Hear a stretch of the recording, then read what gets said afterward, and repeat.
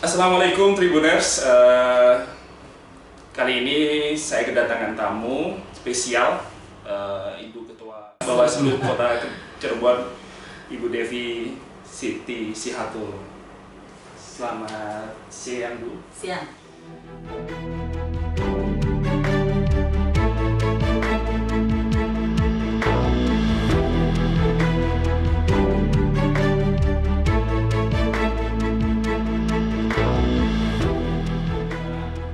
Beberapa hari ini kita disibukkan dengan pemberitaan terkait 35 temuan indikasi terkait ketidakpatuhan para cakada terkait pelaporan aktivitas kampanye.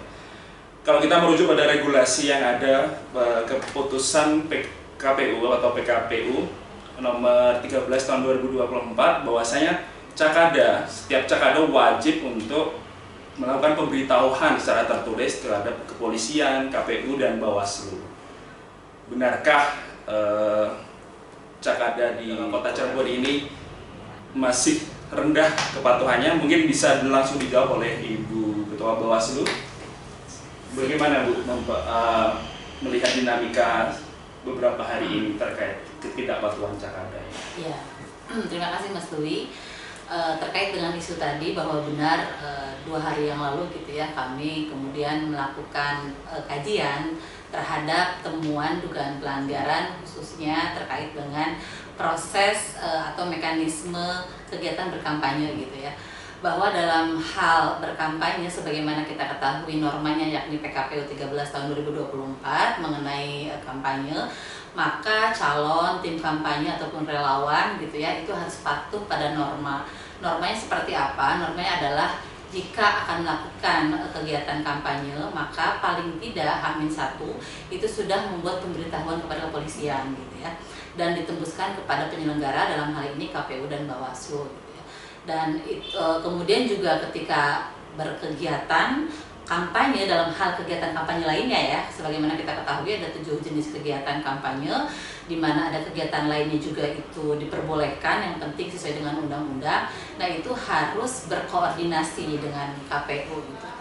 Nah, hasil dari teman-teman jajaran pengawas baik tingkat kelurahan yakni PKD dan teman-teman pengawas CAM, pengawas kecamatan, itu diketemukan tadi sebanyak yang Mas sampaikan gitu ya, bahwa ada semua paslon ada yang melakukan pemberitahuan gitu dan ditemukan pada kami. Tapi kemudian banyak juga yang tidak melakukan pemberitahuan, dalam hal ini tembusan pemberitahuan kepada Bawaslu. Nah, ini menjadi catatan penting dalam hal bahwa berkegiatan kampanye tentunya juga kita harus mempertimbangkan tentang ketertiban, terus kemudian ketaatan gitu ya. Dimana jika itu tidak dilakukan gitu ya, maka hal-hal yang tidak diharapkan sangat mungkin terjadi. Misalnya ternyata antar paslon, di mana Kota Cirebon memiliki 3 paslon gitu ya, itu bertemu di waktu yang sama atau bahkan di tempat yang sama. Nah, itu kan potensi untuk terjadi hal yang tidak diharapkan itu berpeluang gitu ya. Semata-mata norma dibuat untuk menjaga keamanan dan ketertiban seperti itu. Nah, maka kemudian hasil dari temuan itu kami sedang tindak lanjuti dalam kajian. Nanti kami akan serahkan bentuk rekomendasi sebagaimana diatur dalam PKPU, bahwa terhadap dugaan pelanggaran administrasi ya, karena itu terkait dengan mekanisme, tata cara, dan prosedur yang harus ditaati dalam konteks kegiatan pemilihan gitu ya. Jadi kewenangan kami ketika nanti menangani, kemudian lalu melakukan kajian hukumnya, nanti akan keluar rekomendasi dan akan kami sampaikan kepada KPU. Nah, adapun nanti tindak lanjutnya seperti apa, bentuk sanksi dan lainnya itu ada di KPU. Sejauh ini sudah ada pemanggilan, Bu, beberapa cakada-cakada yang sudah dalam tanda kutip dalam tingkat kepatuhannya, mungkin belum ada pelaporan, itu sudah ada pemanggilan atau belum? Terkait tadi ya, ketertiban kepatuhan itu tadi kami juga mendiskusikan itu, karena kami juga ada hal yang juga sedang kami tangani gitu ya, pada konteks dugaan pelanggaran yang lain. Terhadap hal itu nanti rencana Senin akan kami lakukan meminta keterangan ya terhadap pihak-pihak yang telah melakukan kegiatan kampanye tanpa pemberitahuan pemberitahuan tersebut.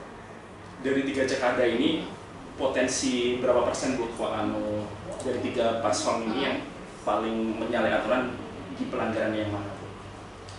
Ya, sebagaimana kita ketahui bersama ya, karena proses pemilu ataupun pemilihan sejatinya adalah milik dan tanggung jawab kita bersama ya, maka di dalamnya kita juga bersama-sama mengawal dan tentunya memahami aturan yang ada. Nah, dalam hal pelanggaran gitu ya, dalam Bawaslu itu kita diberi kewenangan untuk menangani 4 dugaan pelanggaran gitu ya. Yang pertama pelanggaran pidana, kemudian pelanggaran administrasi, pelanggaran etik ya, pelanggaran etik dan undang-undang lainnya.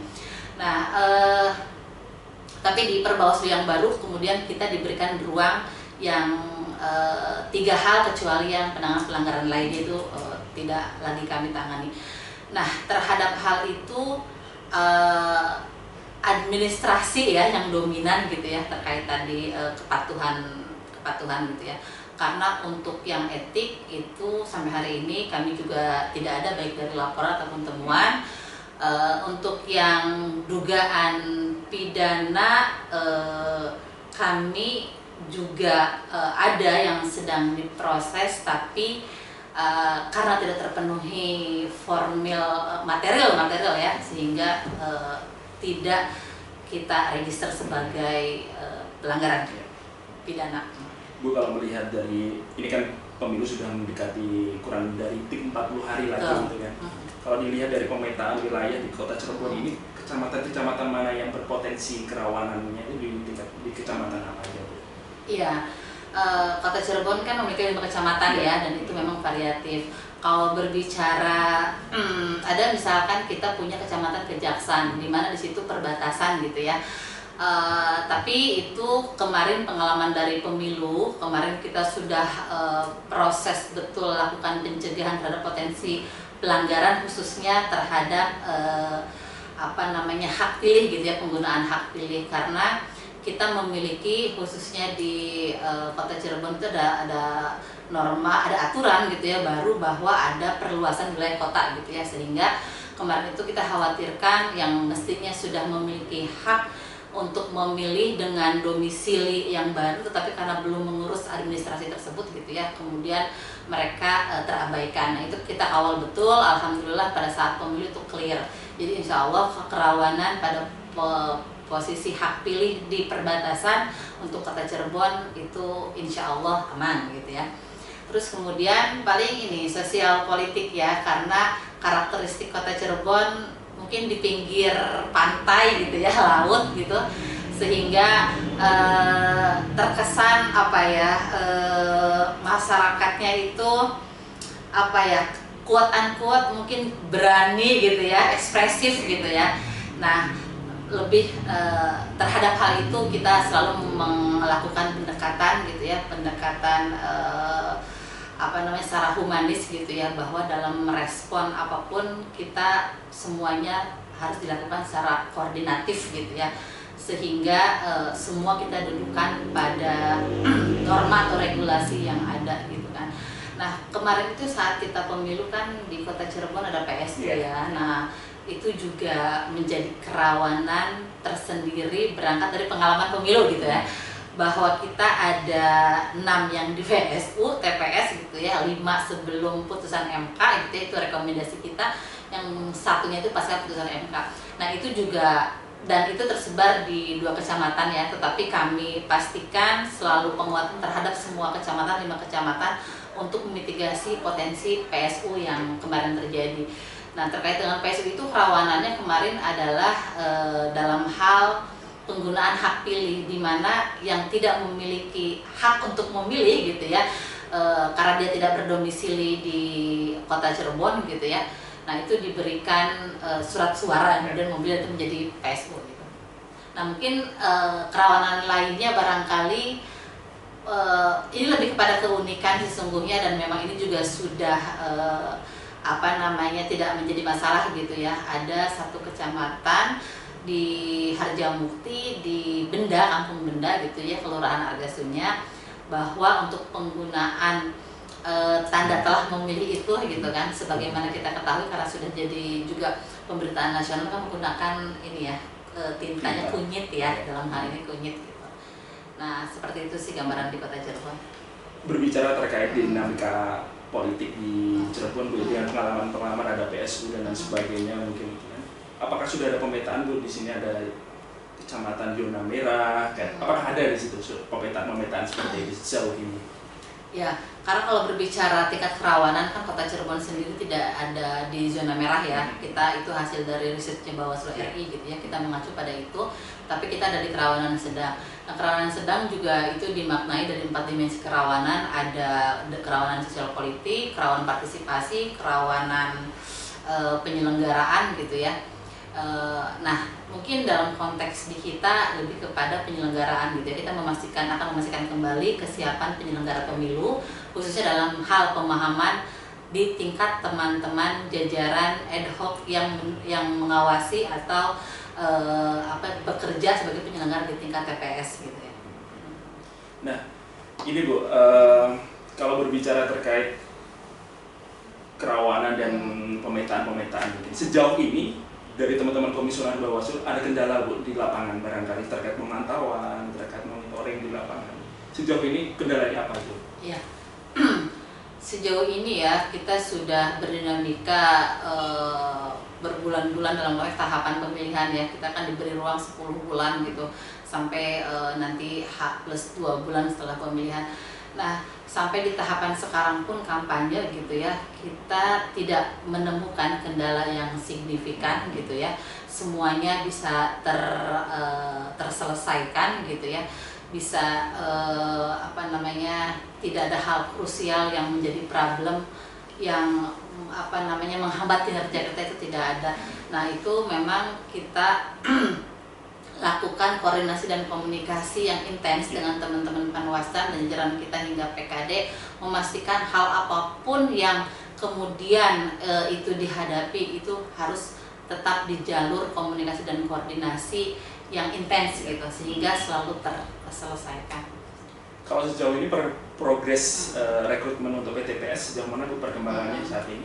Ya, jadi kita memiliki Kota Cirebon itu 547 TPS, maka dengan itu kita membutuhkan pengawas TPS sebanyak TPS tadi ya, 547.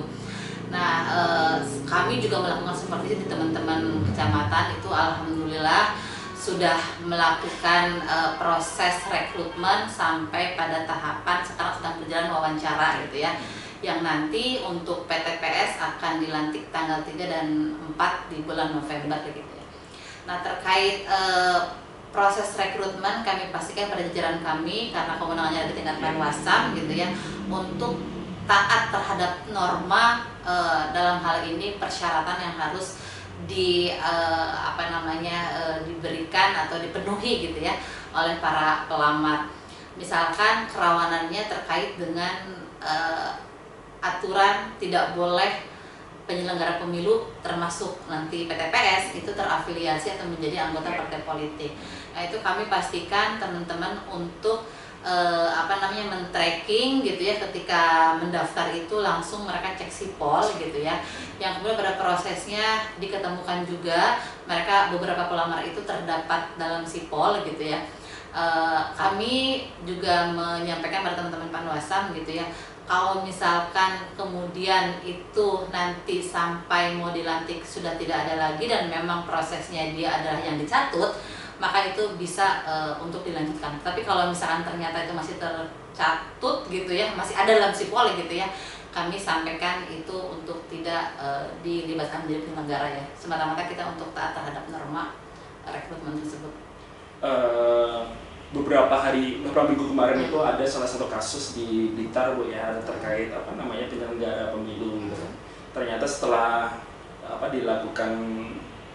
dilantik dan sebagainya itu ternyata berafiliasi dengan salah satu calon tim sukses dari Cakada. Nah, mungkin di Kota Cirebon mungkin barangkali ada filter atau salah satu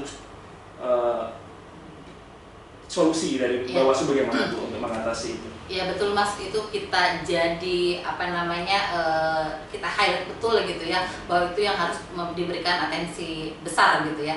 Karena memang sesuai amanah di norma itu kan sesuai norma gitu ya, bahwa prasyarat untuk tidak terafiliasi itu kan jelas gitu ya.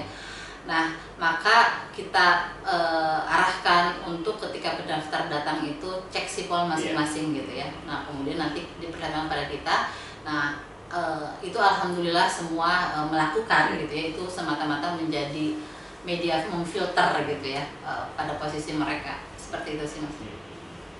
Terakhir Bu, mungkin ada pesan-pesan yang disampaikan untuk masyarakat Kota Cirebon gitu kan. Apalagi pemilu sudah mendekati, ada kurang dari 40 hari lagi, mungkin ada yang disampaikan Bu? Ya, bahwa proses pemilihan adalah tadi saya sampaikan menjadi tanggung jawab bersama, tidak hanya menjadi tanggung jawab penyelenggara. Oleh karena itu, kami mengajak dari Bawaslu Kota Cirebon, mari kita sama-sama mensukseskan proses pemilihan di Kota Cirebon. Dalam hal sebagai masyarakat dan irisannya dengan Bawaslu, kami mengajak bersama-sama juga untuk mengawasi proses pemilihan ini gitu ya. Dalam hal kita ada ruang untuk melakukan pencegahan gitu ya, dimana misalkan nanti ada potensi dugaan pelanggaran seperti gitu ya, sebagaimana kita juga membentuk tim cyber gitu, pengawasan media online gitu ya dan medsos, bahwa itu para paslon, tim kampanye atau relawan tidak boleh melakukan hate speech, campaign, black campaign gitu ya, hoax dan lain-lain. Nah, mari kita awasi bersama. Jika misalkan itu diketemukan, silahkan menyampaikan informasi kepada kami gitu ataupun melaporkan. Terus kemudian sekarang juga sudah berkegiatan kampanye, bahkan sudah setengah sesi lagi gitu ya, karena kan 2 bulan ini udah tinggal 40 hari lagi. Nah, itu dipastikan sama-sama mengawasi di ruang-ruang mana yang tidak boleh digunakan sebagai tempat kampanye, seperti tempat ibadah gitu ya, dan tempat pendidikan, kecuali perguruan tinggi gitu ya, itu pun juga dibatasi oleh harinya, hari Sabtu dan Minggu diperbolehkan. Nah, jika misalkan ada potensi pelanggaran, bisa langsung menyampaikan kepada kami. Nah, terus kemudian juga pemasangan atribut ya, alat peraga kan juga sama, tidak diperbolehkan di tempat-tempat fasilitas umum seperti tempat fasilitas pemerintah gitu ya, fasilitas kesehatan, fasilitas pendidikan. Nah, itu mari bersama-sama.